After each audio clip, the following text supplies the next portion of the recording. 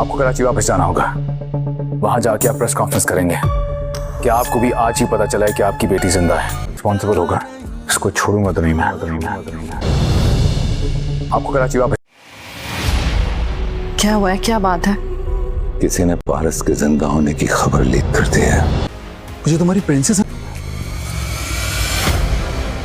तूने तो मेरे बाप को कत्ल किया था ना, लेकिन मेरे बाप ने पारस को नहीं मारा था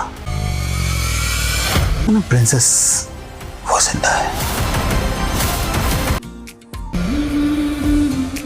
आखिर ये पारस साहिबा के जिंदा होने की खबर किसने ली? एंड टाइम पर पारस और हारून के निकाह के वक्त मीर बेहजाद साहब को खबर मिलती है कि किसी ने पारस के ज़िंदा होने की खबर लीक कर दी है। वो परेशान हो जाते हैं। दूसरी तरफ आफताब भी वहाब दुरानी को जेल में जाकर बताता है कि तुम्हारी महबूबा ज़िंदा है, तो वो भी गुस्से में आ जाता है। वो उससे कहता है तुमने तो मेरे बाप को कत्ल कर दिया, लेकिन मेरे बाप ने तो देखो पारस को नहीं मारा, मेरे बाप को तुमने नाजायज़ ही कत्ल कर दिया। इस सारी साजिश के पीछे रेशम का हाथ होता है। उसी ने ये सोशल मीडिया पर ख़बर लीक की होती है कि पारस ज़िंदा है।